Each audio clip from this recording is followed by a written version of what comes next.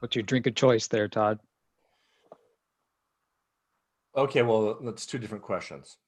What's your choice and what do you have there, Todd? Right. This is just a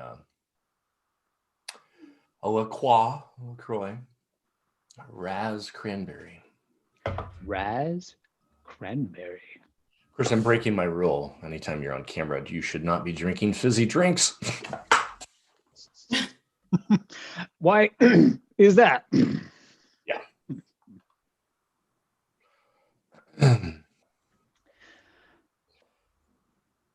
29. Looks like we are live on YouTube. Do what? Yeah.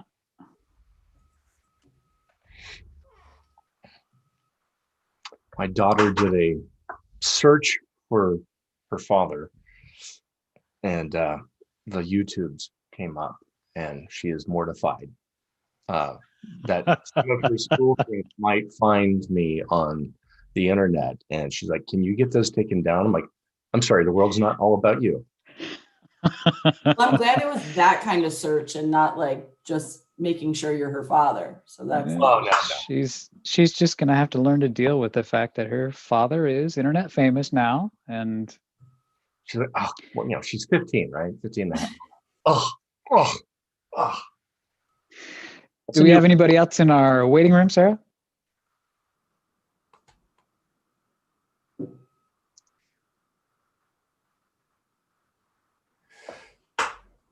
Eddie, it looks like you have a lot of guitar curriculum. Indeed. I have some toys. And you love it when people ask the question, "Do you know how to play?" You're like, nope, just like him as decoration.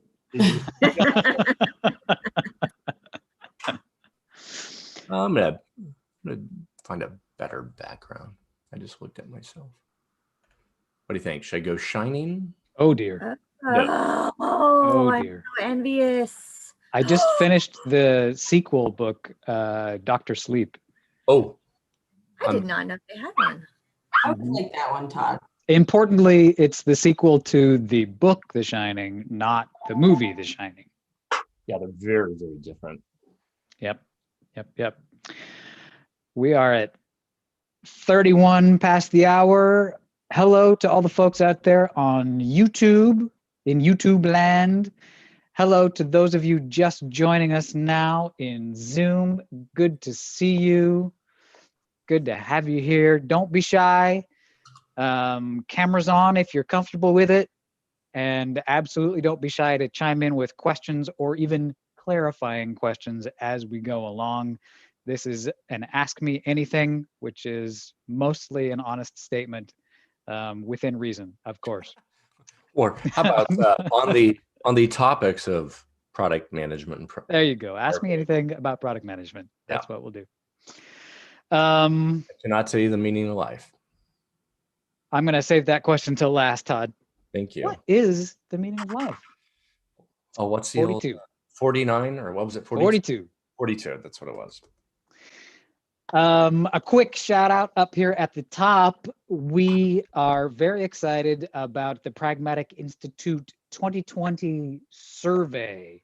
This is a big deal, folks. It's a survey that we conduct each year, and it provides insights into company happenings and salaries, even emerging trends, all tools that you can take with you and use in the next year, 2021. And many people depend on the results of the survey, and you, my fellow listeners, can be involved in it and participate. Hey, Eddie, I got to jump in on that one. I just got to say something about, I believe do it, Todd.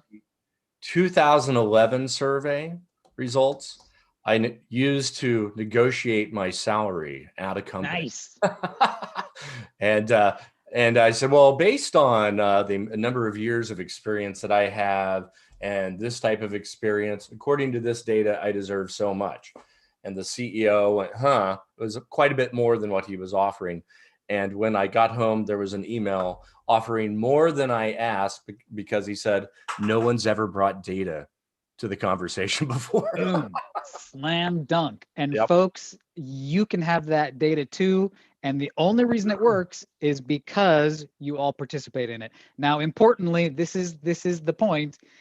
This is the last day of the survey. It's been going on for some time now, but today is the last day to participate in the Pragmatic Institute 2020 survey. So there is a slide up there to take the survey, and you got to do it today so that you can get yourself heard in those and use the results when it comes out again. So look forward to that. And with that out of the way, you've already heard from him. He's one of my favorites. Ladies and gentlemen, our Pragmatic Institute instructor, Todd Middlebrook, is with us today to answer your wide-ranging questions and a dash Regarding of product sarcasm just to management. keep it fun and interesting, of course, as well. Ready to go, Todd? Well, I just want to be clear. The only topics I am competent to speak to are product management, product marketing, and Formula One racing. That's it. Good, because I did have an odd question about Dale Earnhardt in the mix, and now I know I'm just going to go ahead and throw it in there for you. So Not good. Formula One. I'm sorry. So the first question I should ask is, what's the difference? Is there one? Oh, I'll save it to last. I'll save it to last. I can only think of sarcastic statements, so I'll just keep it to Here's myself. look at that. I threw the sarcasm in before you did. Here's our first question, Todd. This one, I don't have a name associated with this one, so mysterious question submitter, here you go. The question is, what assumptions about how you gather market information and act on it were you right about?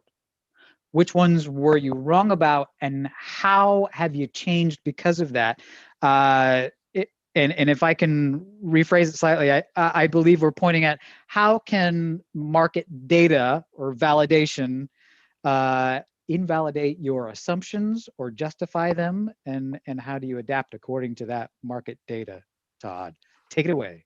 Yeah, I will go with your kind of paraphrased version of that, because I mean, I've got examples from my career where market data, both, validated what I thought, and in other cases invalidated what I thought, but both are wins. Just by the way, if you're wrong, you want to know it. Don't tell my wife that, but if you want to know it, you want to be able to course correct. And if you're right, great. But more general, that's the beauty of market data, is if you've got assumptions that you can go out there, and of course, what are your assumptions? Is it trends about the market? Are they assumptions about design? Are they assumptions about goals of the market that you're trying to line up with? You can go out and test those assumptions with a handful of the people that represent your target market, and they can tell you if you're right or wrong. In fact, I like to use the scientific method as that's what we're doing. Is we may have our own assumptions, we turn those into hypotheses, and we can then go and test those hypotheses and find out whether we're right or wrong, or vice versa. And this was what's really great is it's not just for validation.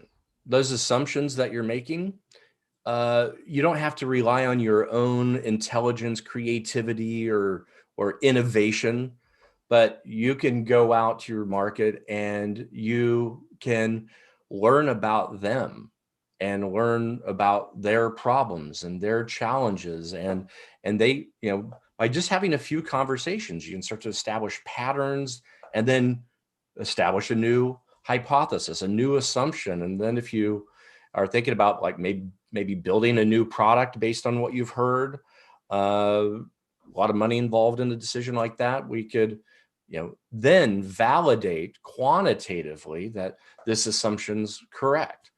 So again, both are wins from your perspective, because you don't want to waste your time and money pursuing an assumption that's wrong. and you want validation of when you are doing the right thing. I love the comparison to the scientific method, Todd. It just fits so comfortably on the top of what it is that we are doing. And we're going to get a bunch of people now with new titles, product scientists. Well, it'd be funny if we have because of product that. people walking around in white lab coats. Now that would Exactly. be really impressive. Right. Dr. Middlebrook. All right, next up, we have a question from Richie. Richie asks, I work at a smaller startup and we are interested in getting more primary sources to share information. What is the best way to get them to divulge information, and what is in it for them if they do? Is it thumb screws? So if I can paraphrase Richie, is how do we get people to want to talk to us? Yes, we have ways.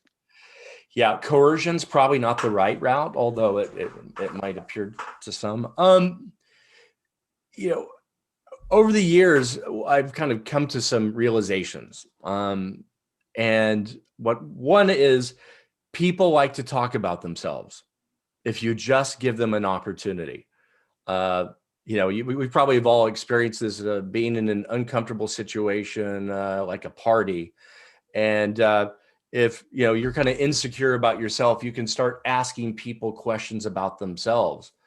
And probably by the end of the year or end of the party, they'll be telling everybody how interesting Eddie was, when in fact all Eddie actually did is ask them questions about themselves. And I'm not trying to make humans out to be overly narcissistic, but people like to talk about themselves. In fact, a buddy of mine's a therapist who says, that's like some major percentage of therapy is giving somebody an opportunity to be heard and get things like off their chest. That is something you can tap into. I know that I have, is when you pursue somebody, be clear that you want to learn about them, their experiences. And I'll even kind of alter my suggestion that not only do they like to talk about themselves, they also like to render advice. They like to be, just like you started off this session with, my favorite instructor. I'm so glad. Yeah, flattery goes a long way to get people to talk. And so if if Callie there, if I'm trying to get an interview, I could spend some time on her LinkedIn page and get familiar with her profile and her job history, and be able to, reach out to her and say, hey, look, I'm a product professional. I work for XYZ company. We're focused on people in your space. And I was looking at your profile, and my goodness, with your years of experience in your background and in your industry, I really think that you could help us understand that space better than we do today. And I would love also to get your thoughts and feelings, and to help us make the right decisions, and making it about them, giving them an opportunity, kind of elevating them as an authority, can all be very helpful. I mean, I know I'm talking about very soft skills here, but that really is what it can come down to. Is of course, they want to know you're not selling to them. That's always a hurdle you have to get off right off the plate. But if you can make it about them, and give them an opportunity, and some, depending on the audience that you're targeting, some may be more technical, and so asking their technical advice, or we're trying to make these types of decisions and be really interested what your opinion would be on that. That again can be enticing for them. Yeah, I love the idea of letting people help you, asking for their help, because most people perfectly willing to give it. Even if most people, even if they know you're using this technique of making the conversation about them in order to keep you talking, they're still perfectly willing, even though they see right through what you're doing, still perfectly willing to jump in and offer the information as well. It's just a great way to get people talking. Yeah, and if I can build on that, Eddie, it extends to the actual interview. of being open-ended, asking them questions that you don't already know. I mean, truly, genuinely being interested, what it's like to be their role, or, if you're going to have more of a consumer market representative, if we're wanting to make sporting goods, and, if they're hockey players, trying to learn what it's like to play hockey and what their experience is like, and genuinely wanting to learn things about them that we don't already know, and that interest, because you want to end a conversation very quickly, is, ask a question about them and then turn around and start talking about your product. and then the conversation kind of over. But if you can continue your line of questioning to a deeper investigation, and I always found that the most powerful question is the follow-up question. Oh yeah, why is that? That's interesting. Tell me more. Yeah, you ever heard that technique, the 5 whys? You just keep asking why. Yeah, my kids used to do that all the time. Yeah, you can overdo that one. The art is to be better at asking the question than the kids and less annoying. There you go. There you go. Todd, I have a submission in the chat that came to me from Gary, who's on the call. Gary, if I am slaughtering your name, feel free to unmute and correct me. No, you got it right. I got it. Yes. Yay, reading. Okay. I'm going to ask it. If you want to clarify anything, go ahead and jump in there. But the question is, what is the best way to size opportunity when integrating our product with a third party? What are some of the metrics and KPIs we would look at to project business growth? Gary, want to add anything else to that for Todd's benefit, or you got it? Yeah, I'm just going to make up an example. So let's say we're using Zoom in this call. Let's say Zoom was building an integration with Google Drive or any cloud storage provider. When we look at integrations, it's a wide open field. Assume the market research is done, user validation is done. What are the kind of business metrics that we should be looking at, which we can use to forecast impact to the bottom line? Well, it really comes down to that. So you're integrating with Google Drive.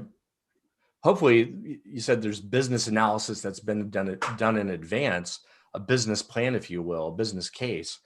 We're wanting to accomplish some revenue goal, but is it also, are we trying to drive new users to our platform? Because, obviously long-term goals, we could be looking at, our achievement to that revenue goal within its period of time. But I think you're also asking, what are some intermittent goals that we might set for ourselves to kind of act as telemetry if we're headed in the right direction to achieve the business goals? You got it. It is really about measuring that, just like measuring any product launch, in this case, an integration launch. Mm-hmm. And how would you measure success? So with an integration, there are more factors at play. Mm-hmm. So monthly active users would be one metric. But how do you project monthly active users from maybe starting off with a wide landscape like total addressable market? How do you go from there to build, this is a reasonable projection of monthly active users? And I'm just throwing out an example just because I don't know what I don't know. Yeah, I mean, it's difficult to answer because there are so many different possibilities. And also there's kind of some different aspects to your question. Some of the question is about building a business case. So, what is the addressable market? What could we achieve? How do we forecast that? Precisely. And that is a much bigger question that starts with, what is the size of the market in general that we're trying to address? Mm-hmm. And I'm talking about some segmentation of the market, not just every consumer user, but if you're, aiming your integration at a particular industry of a particular size in a particular geography, how many people or organizations are in that? And then a subsegment view of that is, okay, then of that population, how many of them have the problem that we're trying to solve by this integration? And that will probably require conducting some market research, doing some surveys of that target market. Again, to get you, your funnel there. Okay, we're starting to get closer to understand the size of our market segment. Then you've got to think about the long term, beginning with the first year. How many of them do we believe would adopt a solution of this type? So we know how many have the problem, how many are likely to adopt in its first year, later the second, third, fourth year, to do our forecast. And then if there are competitive offerings, we've got to figure out what is our likely share of those that are looking to adopt this type of solution in that first year, and then second year, third year. That's kind of if you caught that, kind of a formula to get down to the size of the opportunity. That will help you set your goals, set your expectation that and goal that you're trying to achieve. But yeah, that's like how much adoption do we think we'll get in year one? How much revenue? I didn't tell you that part of it. When you get that last number, you end up multiplying it by whatever fee that you're going to be charging for that integration to get the dollar amount. So that can give you your revenue for the first year. But another part of your question was, I believe, what are other metrics that we can watch in addition to the revenue? Because you got to wait for a year to see if you accomplish that goal, don't you? What you need are some leading indicators that you can monitor. And so that might be watching number of users adopting not only your product, but if you can have telemetry that is monitoring the actual integration capability. How many are actually adopting, monthly, quarterly, to see if we're on the pathway to achieve. If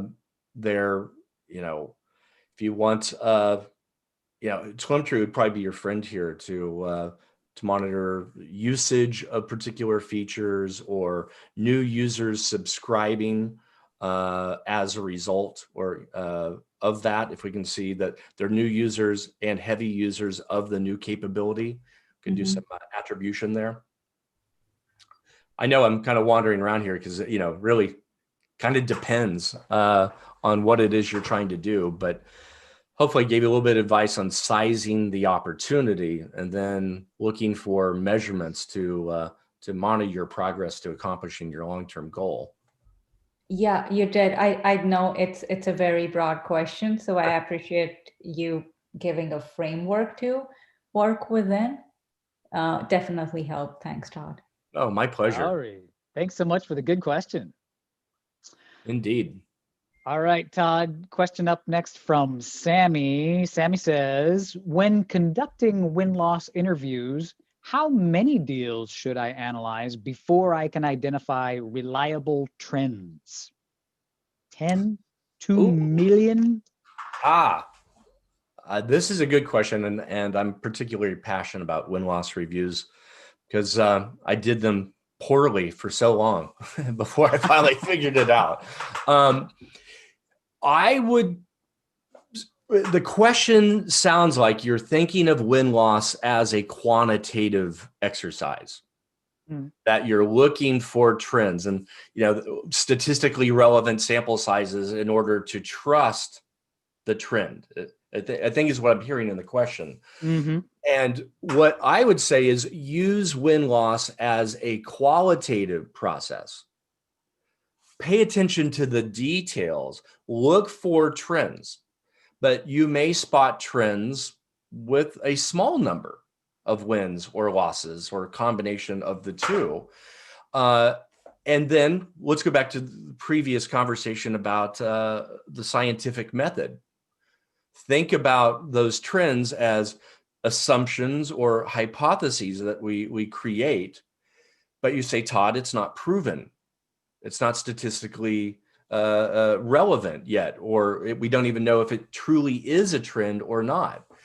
What I would do is use this as a discovery to find the trend, and then turn to validation techniques of the trend you found. So once you feel like you've got some trends, you can do a survey, for example, of that target market that says, looking for responses, are these things true? Are these conditions right? Is this actually an aspiration of yours? Or is this whatever it is that trend that you've discovered, use surveys as the way to validate what it is you think you have known. It's the experiment, if you will, to prove your hypothesis. Or to extend the metaphor, is win-loss where you would then form your hypothesis and Yes. then go prove the hypothesis Through with further testing, right? through a quantitative technique Yeah. like surveys. But you can spot trends in 3 or 4 win-loss reviews, hear the same thing over and over. But does that mean you have to continue to do 40, 50 more win-losses? That is a pretty arduous task. Remember, getting people to agree to any type of interview, but you can probably get a greater number of people to respond to the survey than you would. And so that's why it's easier to get that statistically relevant answer that you go, And the problem or the thing that I think I have found, it might be true. And it also says it's true enough in great enough numbers for me to actually care. The hypothesis you're forming after the win-loss can actually tell you which questions to put in your survey. Absolutely. Those are the questions that you write are your hypothesis. And then you use the quantitative tool of surveys. You can do experiments as well, by the way, but surveys, we've got so many survey tools available to us today. It's accessible for most. But There you go, Sammy. Don't think of win-loss as the quantitative tool, but the qualitative tool. Good advice from Dr. Todd.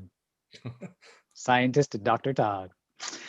Next up is a question from Deborah. Deborah says, I'm in a new role for my organization that encompasses product strategy and innovation. Are there any groups you know of I can look to as far as mentorship opportunities? Mentorship for strategy and innovation.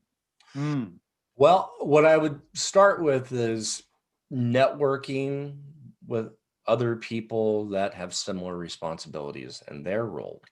And there is an organization that you can start with that we happen to be sponsors of historically. I would go to productcamp.org. Productcamp.org is a grassroots organization for product management, product marketing professionals internationally.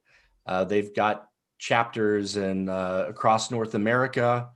I know that I've attended product camps in Vancouver, Austin, Texas, where I live, Boston. I know that Western Europe have quite a few locations. And if you go to that location, that you absolutely can find where the nearest one is, and lots of people that you can meet there, network. In fact, that is one of their major tenets, or no, I should say founding principles, is helping product professionals network with each other and probably finding a mentor there. But there is also something that is even more accessible. I would say start with the Pragmatic alumni community. This is the community that we just... Shameless plug. Yeah, it is. But I mean, this is why we did it, because this is something that we get asked. Yes. I've been asked for years and years of how can I get together with other alumni that have similar challenges. So we rolled out the community this year, and take a look at it. People are sharing best practices, and of course, getting to know each other. And that's something that I think start there. And then if you want to look more broadly, yeah, maybe there's a product camp that's in your area too. And importantly, you get membership in the Pragmatic alumni community by taking one of the courses. Oh, that's right. Yeah. Yeah, all included now. So fantastic opportunity there for some mentorship. There you go, Deborah. Let's see. I'm going to toss this one over to you from Mira. Mira says, are there ethical guidelines I should follow with regards to competitive intelligence in addition to my own company's policies? Crud. That was going to be my answer. My answer was going to be you need to talk to your HR department, find out what your business policies are. Right. Any more? I don't know. It sounds like Mira's got it sorted with the HR, but is looking for some more tips on. So I've ethics. been focused on competitive strategy a huge percentage of my career. And if you guys read my bio, that was a large percentage of that focus was my time at Microsoft. And you can imagine after the years of allegations and then eventually admitting to anti-competitive practices and paying billions in dollars of fines to the US government and the European Union, it was a pretty interesting time to be responsible for competitive strategy for some of the products. And it was, you get to the point where it's beyond what's legal, but what should I not do? And so if you know the guardrails from a legal perspective, I don't mean to be cute, but I'll just tell you what my rule of thumb was. As I was considering some type of competitive intelligence research method, we'll call it, I would ask myself, what would my mom say? If she knew I was doing that? Yeah. Hey, I never actually thought of this, but let's just go with the ridiculous. If I'm thinking about going dumpster diving behind the building of my competitor, looking for their shredded documents, what would my mom say if she knew? If I was on an airplane and I, by coincidence, realized I'm sitting next to my competitor who's working on her product roadmap while seated next to me, what am I going to do? If I think about taking a picture of what would my mom say? And it really works, or if it's okay, if you don't care what your mom says, somebody that you do care, somebody that would go, oh, Eddie, I cannot. Anybody who's got the ability to shame you, and it works, then I would say, what would they say? Be the product manager your mom thinks you are. Yeah. Hey, Eddie, I was just looking, I missed, Alika had a follow-up question on win-loss. I see that, Alika. I do have, I'm sorry, let me wrap one more thing. There's a great article that was in the Pragmatic magazine that also talks about, if I recall, it's that maybe where I've gotten that language guardrails from. That kind of goes a little bit further on the. Oh, look at Callie. In fact, look how speedy Callie is. Though she just put a link to the article in the chat from the Pragmatic magazine that talks about the ethics and the guardrails. There and you go. That is absolutely that is exactly beautiful source. Okay, good. Yep. Thank you, Callie. So Alika, you're on the call today live. So what else would you like to know about win-loss? Yeah. Okay, thanks.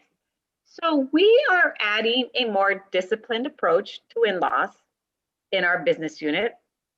And why I say that is there's kind of already some stuff being done around it, but we've actually created a bank of questions. We've met with marketing to get them on board, sales, the product team, the general manager. We're kind of approaching win-loss, and I wanted to get your thoughts of, you think it's hitting the mark or missing the mark? We decided to kind of do win-loss from two perspectives. The first one is the traditional, winning new logos or new business, winning or losing.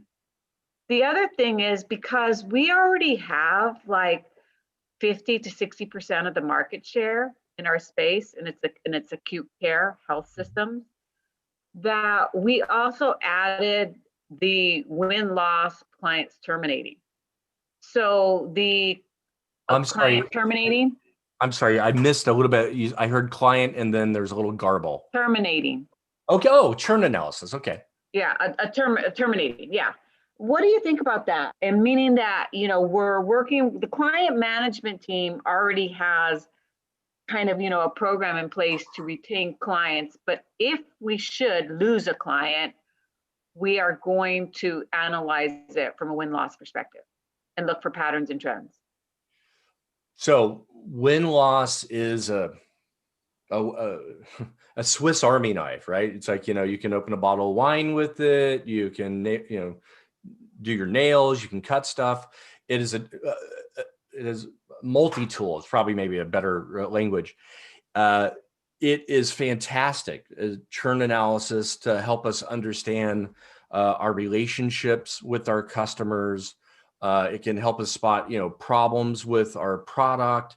That maybe they didn't get the value out of the product, or maybe they bought it but it was shelfware, or maybe the product was fine but they're leaving us for some other reason, and there can be many different reasons.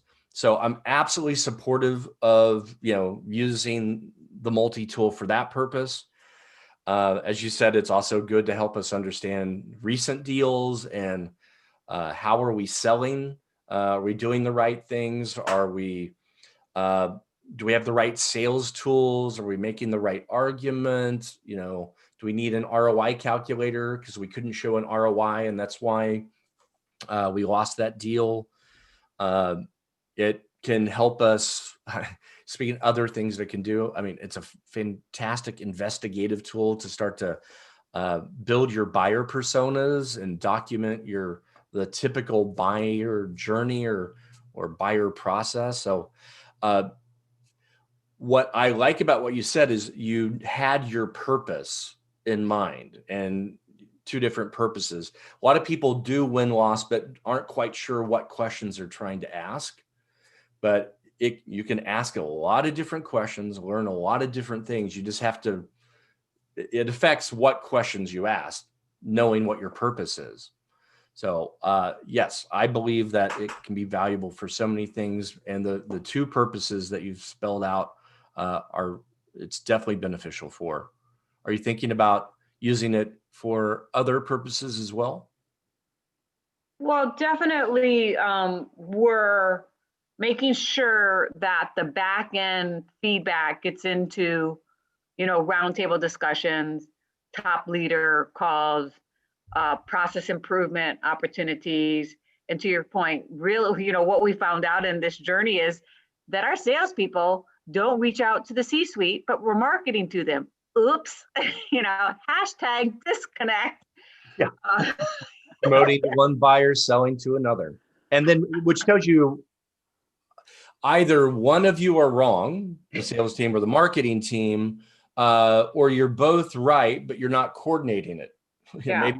Maybe the C. Well, and we asked the top sales leader, because I was assuming they were reaching out to CFOs, chief medical officers, chief quality officers, and they said, oh, no, we don't.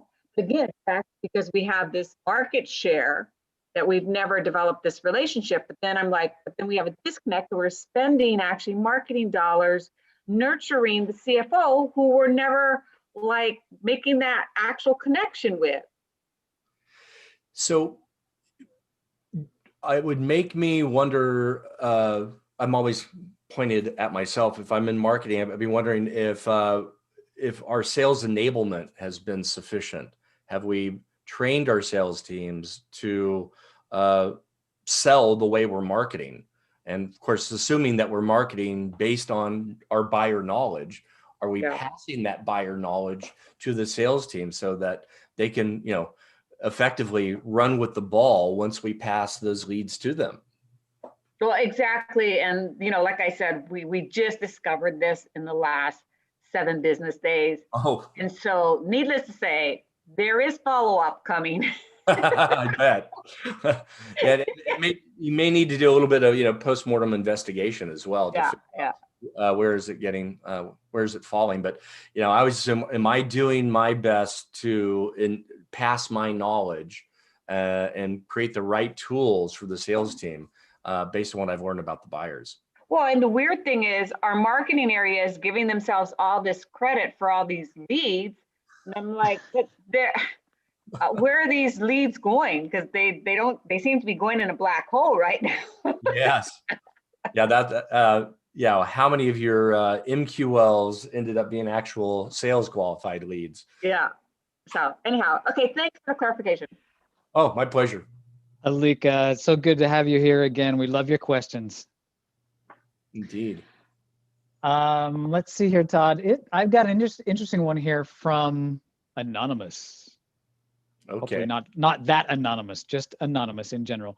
Who asked, what surprised you about the needs of your customers when COVID-19 hit? It's a broad one. You can answer that however you like. What surprised you about the needs of your customers when COVID-19 hit? I think we've all seen some trends, but did any catch us off guard? Well, I find it surprising how you can still recognize them even with a mask on. I mean, it's Totally. Probably not what you're looking for. Well, it is interesting to see what, basically shutting down the world and in a sense of, no personal contact. And so many of our businesses obviously depend on that. But if you look at product management and product marketing, what do we teach? That emphasis of being market driven. Alika and I were just talking about knowing your buyers. That comes from investigation. And the best way to do that is to meet with them in person. And we don't have the ability to do that. And so it impacts, it impacts Pragmatic. We historically have taught in person. And we're all having to go, oh, what's this Zoom thing? How do you do that? Right. We're all learning.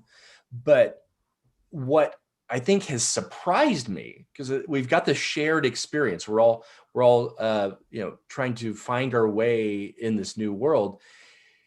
What is surprising is how well people are doing. The adaptation that people are actually willing to do, and I'm sure we don't feel like we have much choice, but the world continues on, and you can still do our jobs well. You just have to do them differently, and that learning and how quickly weird has become normal. And so I guess what I'm really saying is the surprise is the willingness to change, being open to change, and finding opportunity in this for their businesses. And and of course, back to product management, product marketing. We used to do industry conferences, and we got to go to Vegas, and we handed out tchotchkes. But okay, now many people are doing virtual industry conferences, and I haven't personally participated in any of these, but I've been very curious in the classes that I teach, asking people, hey, are you doing this? And are you finding them beneficial? And you get that first, well, you can't compare it to the old way, but do we find benefit from it? It's, well, are we still able to increase awareness of us and our products? Yeah. And others tell me that, they're able to get leads from these virtual events. And can you learn about your customers by doing the Zoom call instead of going on site? Yes, you can. Another interesting way to think of that question, I think, Todd, is what sorts of changes were we forced to make because of our new situation that will now end up continuing on even post-pandemic? I mean, surely we're having advances in technology now that are going to stay with us. We're having advances in the ways that we socialize and gather that will probably stay with us even when it's safe to meet in large groups together again. And it's just really interesting to see how things have grown out of the circumstances. Well, that tired term, a new normal. Yeah, I imagine like even post-vaccine, if I get on an airplane, I'll probably be inclined to wear a mask, if not for protection from COVID, but from the flu. And why wasn't I always wearing a mask on an airplane? You kind of go back to this is just kind of smart. And I think we will look at travel for business as it's not going to go away, but probably won't come back at the same volume. And I think a lot of our market interaction, customer interaction that we maybe, going on site and going to a customer location, maybe is a little bit of a crutch and maybe we'll do a little bit less of that, but we'll work a little bit harder and probably invest in customer programs. I was just thinking about Alika's question about churn analysis. We may invest in programs where we have more regular interaction, maybe through digital mechanisms, with our customer base, so we have a connection that maybe we didn't need to host a big event and take them golfing, but we could still have that relationship. And I'm speculating here, but it is going to be interesting to see how we probably won't go back once even if there's a miracle cure, but maybe we'll be working a little bit smarter. Mm-hmm. Yeah, there is good to be found. Silver linings. Yeah. Well, folks, we have come to the end of our allotted time. It has been another fantastically informative session. I appreciate these so much, and I'm glad to see our regulars popping into the Zoom. It's good to see you guys again as well. A couple of important announcements right at the end here. Of course, the next in our product chat series is going to be Tuesday, January 12th at 1:30 p.m. Eastern time. And we're going to have a couple of our own Pragmatic folks on the call that day. We will have Amy Graham, one of our Pragmatic Institute instructors. You may have seen her here in the Ask Me Anything sessions. We will also have Pragmatic's Design Practice Co-Director. This is our new vertical, the design vertical, Jim Dibble. He will be here, and they're going to discuss together how product management and design have evolved as separate outside-in focused practices. And that is going to be one you won't want to miss, because I love the topics as well. And then, even more importantly, the Ask Me Anything series is going to take a little short break for the holidays here. No tears, you'll get along, you'll be fine, folks, but we won't see you for a little while. The next of these Ask Me Anything series that you're going to see is going to be back January 8th, 2021. We will have made it through the 2020 by that point. So store up your questions, get them ready, submit them in all the usual places, or just pop on the call and ask us in person. But either way, we look forward to seeing you in the new year. And thank you to Todd. My pleasure. Until next time, stay safe and healthy, and we'll see you again. What about happy holidays? Happy holidays. Happy Christmas, Mahana, Kwanzaa, and all of the lovely things that we can celebrate together. Looking forward to it. Thanks, Todd. Thank you. Take care, everybody.